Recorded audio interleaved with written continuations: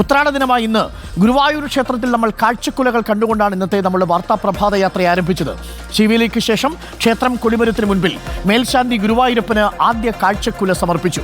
തുടർന്ന് ദേവസ്വം ഭാരവാഹികളും ഭക്തരും കാഴ്ചക്കുലകൾ സമർപ്പിച്ചു. ജെയ്സൺ ചാമോളപ്പിൽ തയ്യാറാക്കിയ ആ റിപ്പോർട്ട് കൂടി ഒന്ന് കണ്ടുവരാം.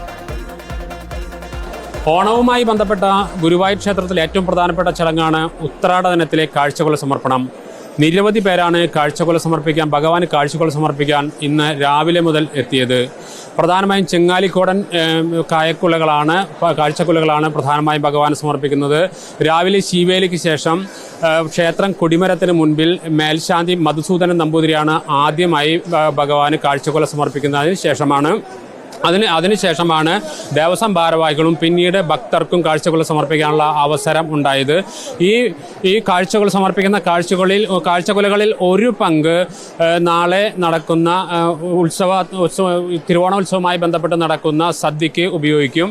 മറ്റൊരു പങ്ക് ആനകൾക്ക് നൽകുക. ഇതാണ് ഗുരുവായൂർ ക്ഷേത്രത്തിൽ നടന്നു വരുന്നത്. നൂറുകണക്കിന് പേർ മണിക്കൂറുകളോളം കാത്തുനിന്നാണ് ഗുരുവായൂരപ്പന് കാഴ്ചകുല സമർപ്പിക്കുന്നത്. നാളെ തിരുവോണ ദിവസമായ നാളെ ഗുരുവായൂർ ക്ഷേത്രത്തിൽ വലിയ തോതിൽ സദ്യ ഉണ്ട്. വലിയ വിഭവങ്ങളോട് കൂടിയിട്ടുള്ള പഴപ്പായസം ഉൾപ്പെടെയുള്ള വിഭവങ്ങളോട് കൂടിയുള്ള സദ്യയാണ് ഒരുക്കിയിരിക്കുന്നത്. ഇന്ന് ലഭിക്കുന്ന കാഴ്ചക്കുലകളിൽ നിന്നൊരു പങ്കാണ് അതിന് ഉപയോഗിക്കുന്നത്. ഏതായാലും ഭക്തരുടെ വലിയ തിരക്ക് പ്രമാണിച്ചുകൊണ്ട് 1 മണിക്കൂർ ദർശന സമയം നീട്ടിയിട്ടുണ്ട്.